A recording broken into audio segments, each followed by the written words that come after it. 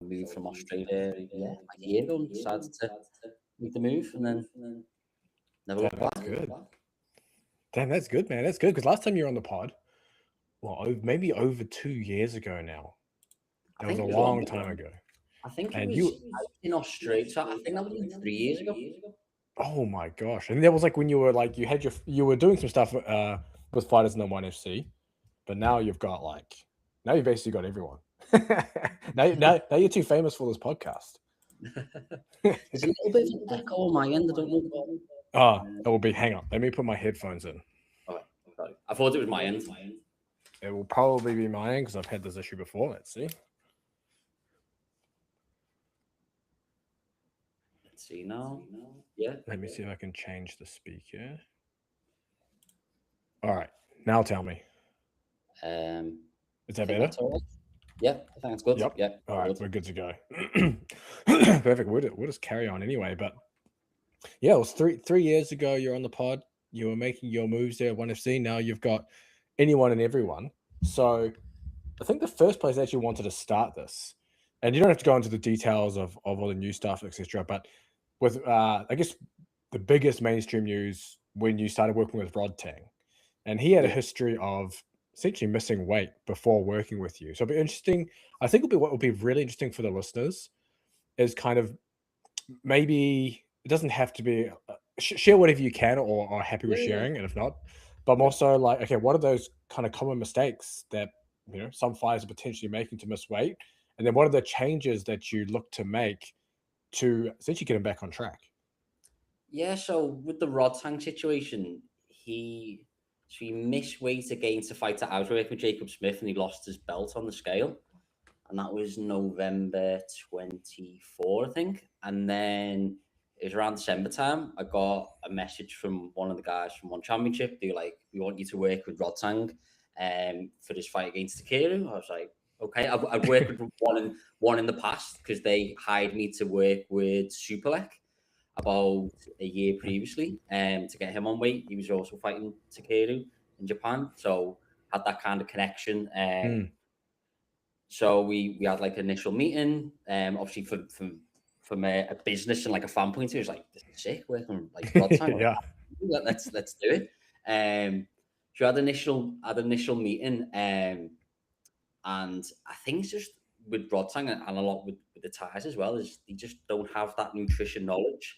Like the initial meeting was about like what you usually do, what like how have you made weight in the past, and some of the things he was saying were just like crazy, like stuff like he didn't eat for 2 weeks before he fought. He was having like boiled chicken and an egg like the Yeah. final 2 weeks. Never worked with a nutrition coach before, and just basically winged it. And it's Damn. quite funny because someone at that level and that fame, and most people know Rodtang is like, and they're still doing things like that way. So when I look at things like that, it's like I'm only going to have a positive impact. There's only I can implement a couple of things, and it's gonna make a difference. It can't get worse.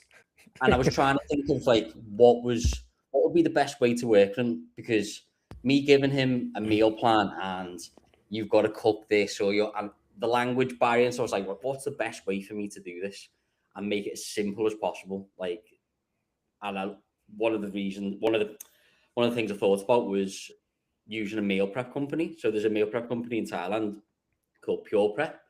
So I've used them before when I have fighters in fight week. In Thailand, you can kind of build your own box, and perfect for fight week meals that, especially in Thailand where there's not a lot of options. So I've had that connection with them before. So I reached out and said, look, want you to work with us for Rodtang's camp. So I said to Rodtang, like, what type of food do you like? He's like, I like spicy food. I like beef. I like rice. I was like, okay. So this is where you can go really detailed, and you got to do this and got to do that. I was like, right, the simplest thing for me to do is get him 3 meals a day, send it to his gym, the calorie calculated, they're all weighed out, etc. Give him that. I know based on what he's told me, he's probably still gonna maybe deviate off the plan slightly. So as long as I give him the fundamental, the basics, the breakfast, lunch, dinner, we can kind of work off it, and then we'll track over time. So the first couple of weeks, it was definitely a bit of a challenge. I think because he's never worked with someone before. Mm. And this English guy, he's probably thinking, who the fuck this guy? Like, so trying to get the message across was probably a little bit difficult the first couple of weeks, and didn't really establish a relationship. And I thought, right, well, what can I do to make this relationship better, where he trusts me, and I'm not just like giving him instruction, giving him things to do. So I started going to his gym once or twice a week, and then that was probably the game changer for me, where we started talking, we started like connecting, and we built up a friendship where he's like, okay, I can trust this guy now. And then basically that fight camp was, it ended up being one of the easiest fight camps I ever had with someone. It was like super, super simple. Like the weight came off really easy. And then when it came to fight week, because the Rodtang thing, it was just such pressure to, is Rodtang going to make weight? He's got a nutrition now. So it was kind of a little bit of pressure on me where, this is a big deal. Like I can't really like mess this up. And it came to fight week and it was like, this feels like it should be harder than it actually was. And super easy. He was eating all on fight week. He wasn't doing that boiled chicken and an egg. He was eating, we were in Japan, so lucky with the Japan, where you can have, the sashimi, there's really good options for fight week. So he was eating right up until weigh-ins. He had like a kilo to do on the day. He made the weight. We made the weight an hour early, and then we had a couple of games of FIFA before we weighed in. It's like this is the dream scenario. And he obviously you'd see the fight, like he knocked a kid out, and I think it was like 80, 90 seconds, and it was like it couldn't have gone any better. And I think for me, like reflecting on that, the building the relationship was vital. I feel like if I wasn't here, if I wasn't based in Thailand and I was an online nutritionist, it wouldn't have worked. I feel like he wouldn't have followed it. He would have just And I think reflecting on that now, being based here was a great decision in terms of like helping him make weight again. Like we've got a good friendship now, and it's interesting to see just how far behind the nutrition is in Thailand, and like he's just got so far just based on pure talent, and it makes you think like, imagine he had his nutrition dialed in for the last few years, or he was doing his S&C. Like it's scary to see like how good, like on top of actually how good he is. Yeah, see what I mean? It's just crazy. There's when you say Thailand is behind kind of nutrition, do you have maybe some more examples of where they typically fall behind compared to maybe other countries, or what they're doing differently? I think it's just a lot passed down, like the cultural thing with Thailand, the way they do things. It's I feel it's bigger than, say, I think maybe because Muay Thai's been around for a lot longer than a lot of other Just a martial lot of arts. tradition. There's a lot of tradition. This is how this coach did this, and it's obviously similar to what happens in the West, but there's just the nutrition knowledge is lacking, and it is getting better over here. But there's examples where fighters were running. I've seen one championship, fighters will run in a sweatsuit for maybe an hour outside, and they'll come back. This is on fight week, and then they'll eat a big bowl of rice, and just the crazy things about you having certain food which give you power, and it's just oh wow. it's a lot. It's Actually, a lot no, of like I have heard that though. I heard that yeah. around Eastern Europe, around like red meat giving you what do they call it? I don't know, like vitality. Yeah. before big this games. One was, I think this was like, what was it? It was an energy drink, I think. I think it was you have this and it gives you power, and also with Thailand as well, like the economic like state of Thailand. A lot of Thais haven't got that educational background. Some of them, especially in the gyms, like they haven't got the access to that information in comparison to in the West, where it's just a little bit different. And it's definitely improving now, because there's gyms in Thailand. I work with a gym called Venom. And at the moment, Venom's probably like, in terms of the quality of fighters that are coming through and succeeding on the one circuit, and even like the RWS circuit, is way above everyone else, and that's because like the owner Mehdi, he's like, right, we want to be the best gym. We need to like get the best people on board. So he's hired me. He's got an S&C coach now. He's expanded the gym. He's doing different classes. He's getting he's got a meal prep company on board. So he's getting all them things, and a lot of Thai gyms haven't quite caught up to that yet. And you can see just from the amount of fighters that are doing so well from his gym. I feel like a lot of Thai gyms now are trying to do that. But there's still a little bit behind. Like I'll give an example where there was a fighter in Thailand who's won one championship, and his manager reached out to me. It's like, we want to work here for this fight, big fight. I was like, okay, we did everything. It was perfect. Wake up was perfect, and then he fought again, and he thought, oh, I can do it myself now. I know what to do, and he missed weight and he didn't fight. And I think sometimes it's like there's still that kind of like we can still do it our way and be okay. But now like he's learned from that, and he's been 8-9 plus camps for me now. But it's still maybe a little bit behind from the West. And it's obviously from a business point of view, for me, that's where like I can come in. I'm based in Thailand, you know. So from a business point of view, it's helped me. Yeah, I can imagine you fill that gap and that need so well. And I think what will be also interesting for listeners is getting some to the nitty gritty practical side around even the dogs. I think, for example, obviously you mentioned, okay, beef and rice, kind of 3 meals a day like that. Is that how close to the fight and people like that? And then how does that kind of change towards the fight to be?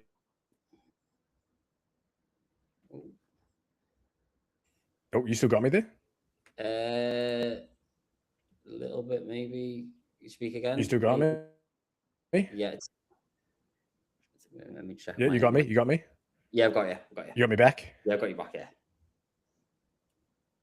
Perfect. Right. Do you want me to... Oh, you've gone again. You got me? Is it my end or mine's connection? Oh no. I think it might be your end. You still got me? I can hear you, yeah. You still got me there? Yep. You can hear me? Yeah, I got you. You can still hear me? Yeah, sweet.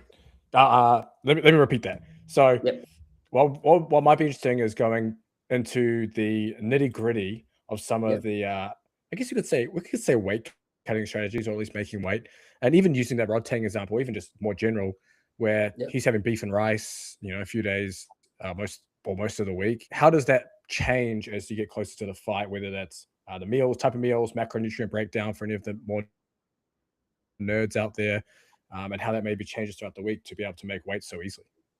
Yeah, so I kind of look at it from 3 different parts, where it's the starter camp, and we look at how much weight they've got. Let's say they've got 10 kilos to lose in 8 weeks, so we set ourselves a target where we want to be on fight week. I'll give the Rodtang now. So say he started fight camp about 73 kilos, and he's fighting at 61. So my fight week target for him was like, we want to be around like 65, 66. I don't like to give like really specific, like we've got to be, but around in that range, like, okay, that's what we want to hit. So then we kind of work like, what do we need to lose a week to get to that target?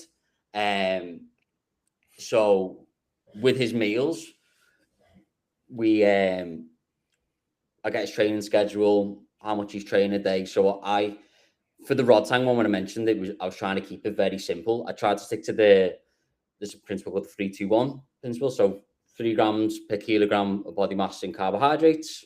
So basically what his weight is, times it by 3, 2 grams per kilogram body mass of protein. So his body weight times 2, and 1 gram per kilogram body mass in fat. Same again, just times it by 1. And I was like, that's a simple structure to follow. And certain days where he's having 2-3 training sessions, maybe we increase that carbohydrate intake a little bit more. And whereas if he's having a lower day or rest day, we can drop that down to maybe 2 grams per kilogram body mass and increase the protein and the fat.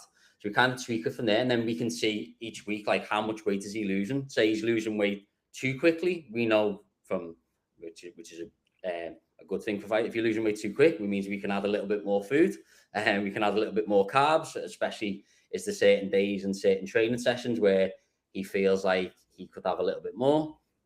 Then we do that. But then say the other end of the spectrum where he's not losing enough weight, there's not hitting the specific targets, then we go, okay, we need to maybe drop things down. Just kind of tweaking that from there. That's like the basic one to go off. And like the Rodtang example, he was losing too much weight at one point. So like, okay, well, we need to give him a little bit more. So then I'll contact the meal prep and go, oh, can we increase the portion sizes of the rice?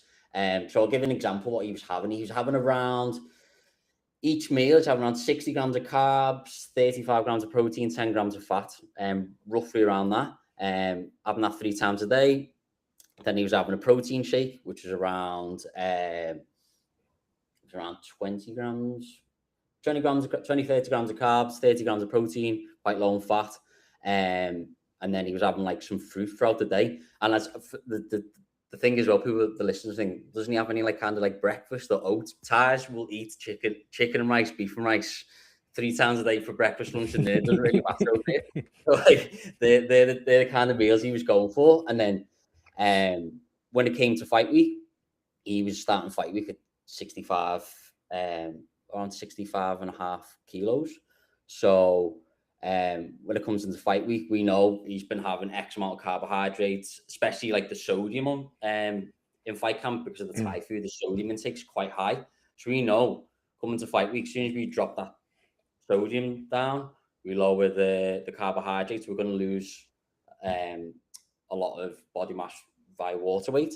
So when we arrived in Japan, we started the fight. So the weigh-in was on the Saturday. So on the Monday, we started the fight week plan. So we started a low carbohydrate strategy, which was really good in Japan. So we use like sashimi, and it's quite popular in Japan. So them meals are ideal. So like given an idea of what meal we give him, we'd be like 200 grams of salmon sashimi, avocado, maybe some nuts. Maybe he was quite happy with that, maybe 2-3 times a day. And then before training, we maybe give him some like honey and a banana, just a little bit of carbohydrates to fuel his training. And then his weight got down to the day before weigh-in. We did that for maybe like 3-4 days, and then the final day, because he from his personal preference, he didn't want to cut a lot of weight, so we wanted to maybe have a little bit less the day before. Even though I was happy with him to have a bit more, he just wanted to have a little bit less. So in the final day, he only had maybe one big meal. So then he came to the weigh-in morning, which is about 6 a.m, and he had like 1.5 kilos to do, and the rest of that was lost through like active spend for running. But I think I could go into the details in terms of like the one championship weigh-in scenario where it's probably a little bit different. So for sure, as most people probably know, with the one championship weigh-ins, you have to do a hydration test. So it's a little bit different in terms of a little bit different structure in terms of a normal weigh-in, whereas on a normal fight week, you'd maybe water load to keep the fluid intake high, and then you taper it off as you get closer to weigh-ins. The one championship is a little bit different. You want to keep the fluid intake high throughout the week, even the day before weigh-in. So you're still drinking maybe 2, 3, 4 liters of water the day before weigh-in. So I kind of give the scenario where if you're cutting, say, 2 kilos normally the day before weigh-in, the day of weigh-in, via active or passive sweating strategies, if you were on one championship, you're probably adding an extra kilo and a half because you're drinking water throughout that fight week in order to pass the hydration test. The hydration test is a little bit of it's probably a bit of a rabbit hole to go down, but basically you've got before you weigh in, you've got to pee in a cup and they test your pee, whether it's like hydrated or not. So basically when you're dehydrated, your urine becomes more concentrated. So in metabolic byproducts like urea, creatinine, like proteins. So when you're dehydrated, you pee less. You pee less. So that concentration of them byproducts is more concentrated in urine. So that would make you classed as dehydrated. In the one championship scenario, to get by that, from my method, well, kind of giving the full secrets, but you'd have to drink a large bolus of fluid beforehand, and then that fluid would then sit in your bladder. You probably need a pee when you're doing the wake up, but that's like your hydrated sample. So when you go and therefore go and pee at the weigh-ins, you've passed the hydration, and then you make weight. So it's a little bit of a different process where, as I said, like if you're usually doing 2 kilos on a normal weigh-in scenario where you're tapering the fluid, and if you were in one championship, you're probably adding a kilo and a half onto that. I hope that made sense anyway. Yeah, that makes sense. Does that make it more challenging when obviously you're starting to drop carbohydrate, so you're dropping water weight, but then if drinking a lot of water on top, does that make it now more difficult to continue dropping that water weight throughout the week, if that makes sense? Or is the lack of carbohydrates kind of just stop the water sticking? Yeah, it kind of a little bit like that, where the weight just continue to drop, but like I don't tell the fighters to drink like technically do a water load. It's basically just keeping the fluid intake high enough where like you're peeing clear, you're still hydrated, because this is what a lot of fighters do on one championship. Like when you get the fighters new onto one championship, they'll do it the old way of like taping the fluid, or the normal way of taping the fluid down. And then you'll hear the stories, oh, you just chug a load of water for the weigh-ins, and then that's how you pass the hydration. The problem with that is, I look at it as like the body's like a sponge. So if you're drinking a lot of water throughout fight week, and you're pouring water on a sponge, and it's got a lot of water, but you add more, it's kind of, the water seeps away because there's nowhere to stick. Whereas if you're really dehydrated and we use the sponge now and there's no water on that sponge, and you pour that water in, it's going to absorb, if that makes sense. So so these fighters will dehydrate themselves all week, they'll drink fluid, and the body will just hold on to that, and then they'll go and do the hydration test, and they'll fail, and they're like, oh, I would failed. But the kind of method to doing it properly is keeping the fluid intake high all week. So then when you drink the fluid quite quickly, the body's going to want to kind of reject it, because you're still hydrated, rather than if you're dehydrated and you want to conserve that water.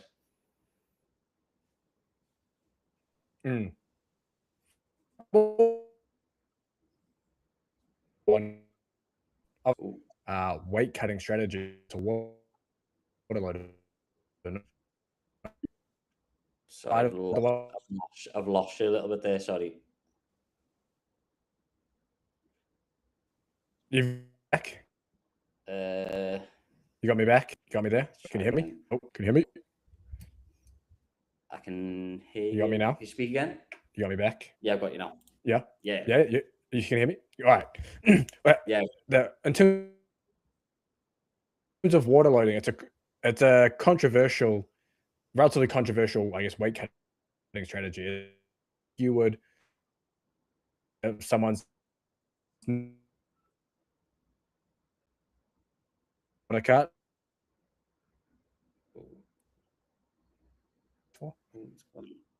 just say doing that you would. Oh no. Again.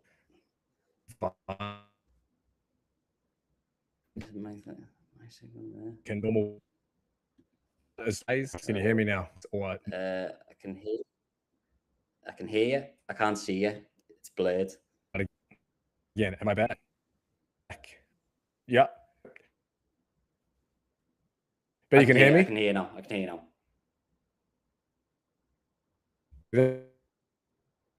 All right. That is relatively controversial weight cutting strategy. Yeah. So good.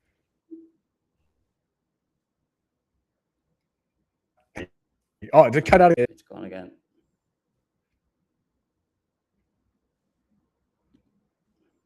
There.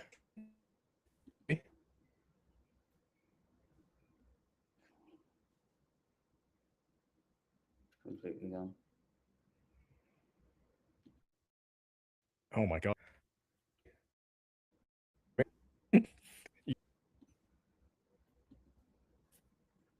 Smooth. The picture looks all good on my side. Oh, Well, now it's smooth. You hear me? let me just. I'll just see if it's on my end. I'm just reconnecting the internet. I don't know if it's my end. It was on full. You got me? Bear with me 1 second.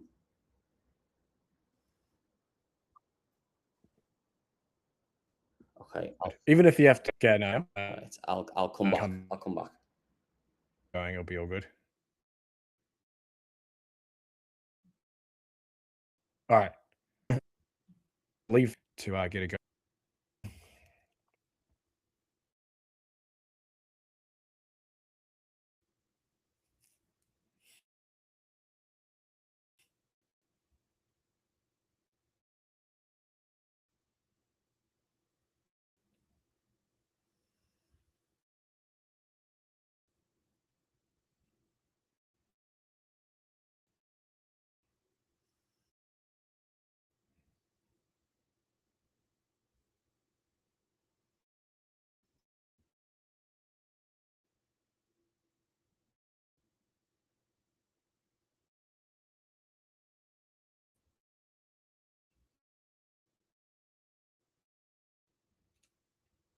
Hello.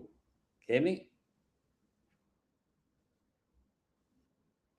All right. All right. Got you. You got me? Yes. You can hear? I can hear you. Not sure what's going on there, Hear mate. me? Me on full. Can you see me? Yeah. It's still Land a little. into me? It's still a little bit muddled. There. So, Ow. my thing's on. Hold on. I'm not sure what's going on because my internet's on full bars. Can you hear me? Not sure what's going on. See? Yours is It's just blurred. not coming through your end. Full blast.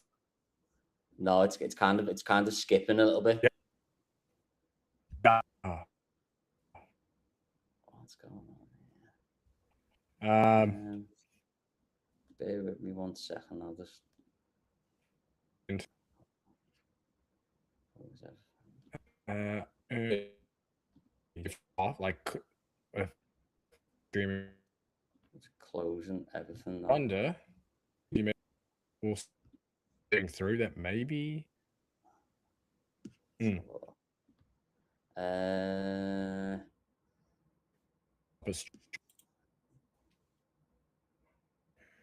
Save some bandwidth.